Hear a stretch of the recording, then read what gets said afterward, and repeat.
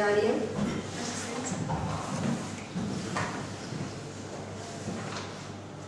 L'Anya s'ha enviat una notificació per correu en la qual diu que no podrà assistir al ple per motius laborals.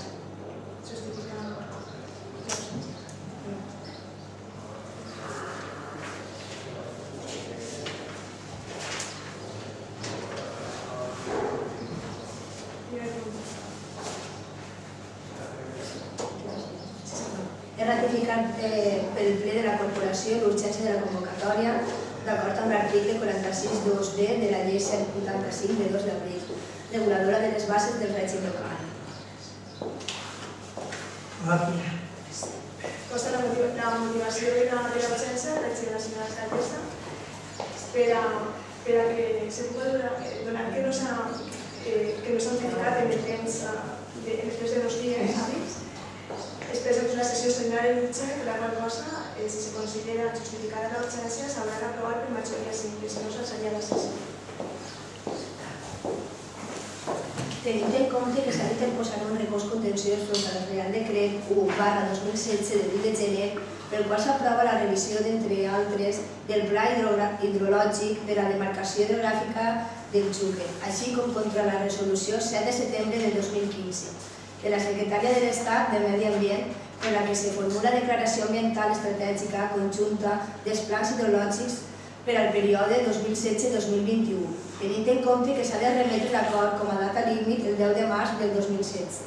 tenint en compte la tramitació duta a terme arran la renúncia al càrrec de la regidora senyora Immaculada Sorrentino i que ja s'ha tingut constància a l'Ajuntament de la recepció de la credencial en nom del senyor José María Franco Blasco, també es considera que s'ha de procedir a incloure el punt sobre la presa de possessió del càrrec al proper plenari perquè pugui exercir el càrrec públic, tenint en compte que dilluns no es disposa de policia local per poder notificar convocatòria de sessió extraordinària amb el temps legal establert. Per tot allò exposat, resol convocar sessió extraordinària urgent per al ple de la corporació per al proper dia 10 de març del 2016, donada la motivació de l'urgència, la justificada per tractar l'assumpte d'alt esmentat i donar possessió del càrrec, de complir tots els requisits al senyor José María Franco Blasco. ¿Se ratifica l'urgència? Se ratifica l'urgència? Sí, però sobre voldríem dir una cosa, que estem d'acord en els punts que s'han d'aprovar i estem d'acord amb altres comentaris del company José María, però des del dia 22 de febrer que tenim aquesta informació i la vam poder passar abans i havíem pogut parlar a veure si la mesa de pogut assistir. Nosaltres sí que recibirem la informació el dia 22 per correu, el que passa és que ens esperarem perquè tenim una reunió en els 13 municipis, perquè en primer el plaç és fins al 19 de març, legalment per a recobrir és el 19 de març. El que passa que com som 13 municipis, l'advocat que du el cas es va demanar per favor que enviarem la documentació com a data límit el 10 de març. Per això l'urgència de convocar, perquè si no haurem tingut temps suficient per convocar-lo. Per això ho accelerarem. Sí, no, això està clar, però des del 22 al 8, que va ser la convocatòria, no hi havia... Però és que encara no estava repartit tampoc els diners, hi havia una proposta de cullera, doncs ens tenim que esperar a la reunió dels 13 municipis per acordar també el repartiment econòmic al qual decidim tots els municipis i fins que no farem aquesta reunió tampoc podrem prendre decisió per a posar la data del ple. Jo sí que voldria comentar que per a la pròxima us agrairia que comentareu el dia i l'hora o que ho compartireu amb nosaltres per decidir-ho. Normalment en els altres municipis telefonen a regidors i a veure si els va bé, perquè jo, per exemple, me n'ha tingut vigilants de classe i per a la pròxima ho tingueu en compte i ja està. En que era una cosa molt extraordinària que tampoc depenia de que nosaltres tinguérem molt de marxa per dir, este dia, l'altre dia... A la pròxima, si ja estem, nosaltres ho consultarem.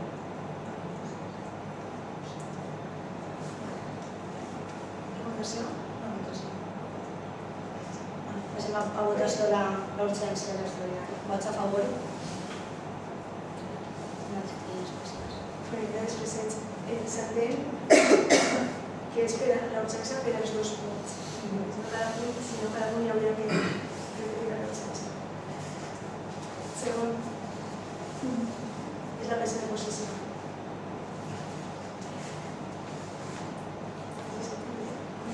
presa de possessió del càrrec del regidor don José María Franco Blasco del Partit Popular, expedient 44/16/1. El regidor electe deurà personar-se en l'esmentat acte d'acord amb la legislació aplicable proveït de la documentació següent: acreditació de la seva personalitat, DNI, credencial expedida a favor seu per la Junta Electoral de zona, en cas de que no l'haguera presentat amb anterioritat en Secretaria de l'Ajuntament. Acreditació de les declaracions formulades davant la Secretaria de l'Ajuntament sobre causes d'incompatibilitat, activitat i béns. Bé, de conformitat amb l'acord plenari del dia 27 de gener de 2016, es va remetre a la Junta Electoral Central la presa de coneixement de la renúncia al càrrec de la regidora, la senyora Immaculada Sorrentino Serra, als efectes de que es procedira a expedir la credencial acreditativa de la condició de l'acte a favor del candidat senyor José María Franco Blasco. Se dona fe que a l'expedient consta la documentació requerida per a poder prendre possessió del càrrec del regidor, que en data de febrer de 2016 es va rebre la credencial del regidor a favor del senyor José María Franco Blasco, obra de l'expedient, i que el senyor José María Franco Blasco ha formulat les declaracions preceptuades a l'article 75.7 de la llei 185 i que a l'expedient consta de documentació. Per la qual cosa, de conformitat amb allò establert a l'article 108 de la llei orgànica de la Junta Electoral General, per poder prendre possessió i adquirir la condició del càrrec i després de manifestar, tornar a manifestar que no incorrisses en cap causa d'incompatibilitat, ja cal procedir tot seguit a la promesa del jurament d'acatament de la Constitució.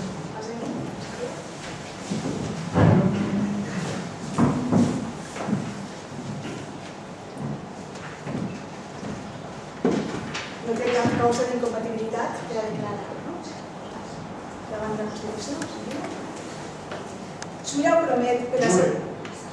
promet per la seva consciència i honor complir realment les obligacions del càrrec de regidor de l'Ajuntament de Riola amb lleialtat al rei i guardar per la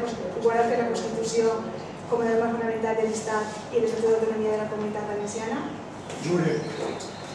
Pues enhorabona, José María. Gràcies a tots. Enhorabona. Estimaré per a mi poble perquè me sent molt orgullós de ser de Riola.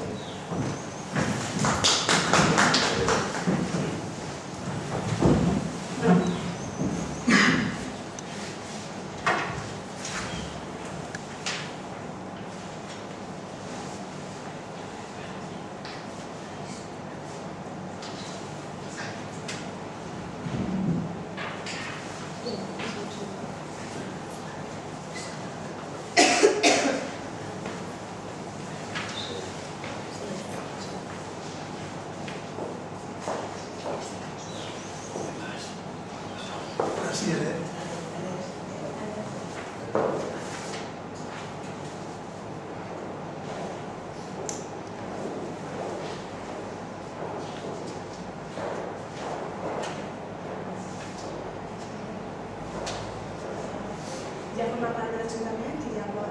votar la següent petició. A propuesta de la ministra de Agricultura, Alimentación y Medio Ambiente, con la aprobación previa del ministro de Hacienda y de Administraciones Públicas, de acuerdo con el Consejo de Estado y previa deliberación del Consejo de Ministros, se adoptó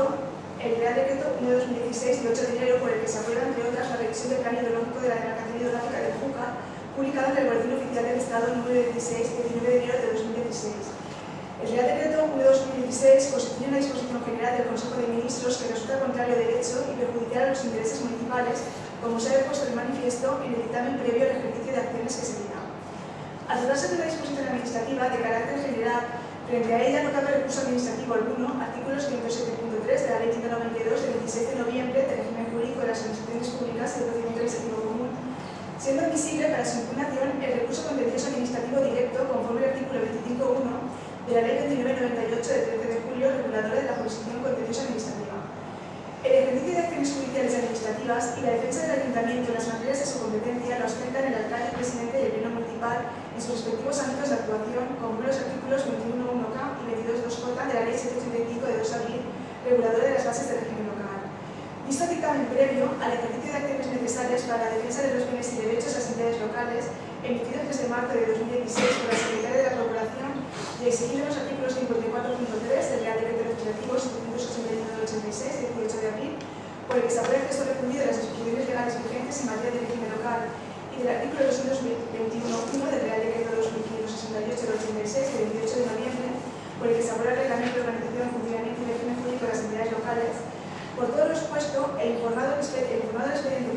ordinaria se propone a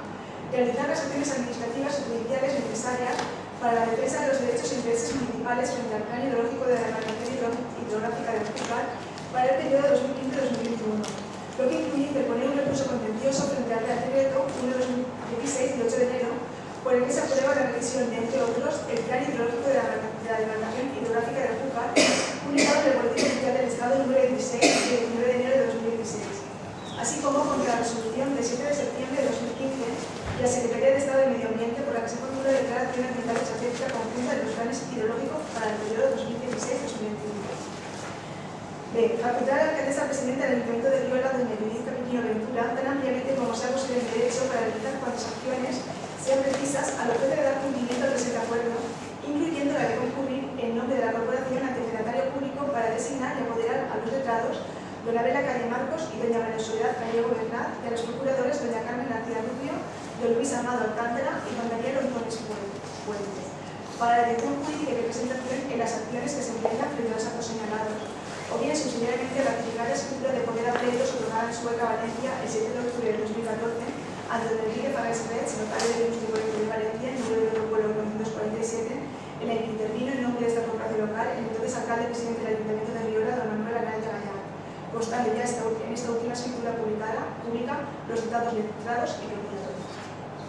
Consta en el expediente de dictamen y un informe también sobre les despeses que describí precisamente que ya mencionado de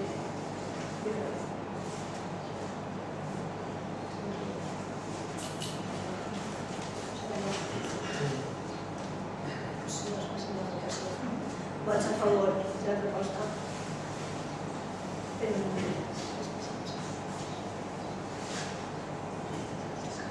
Gràcies.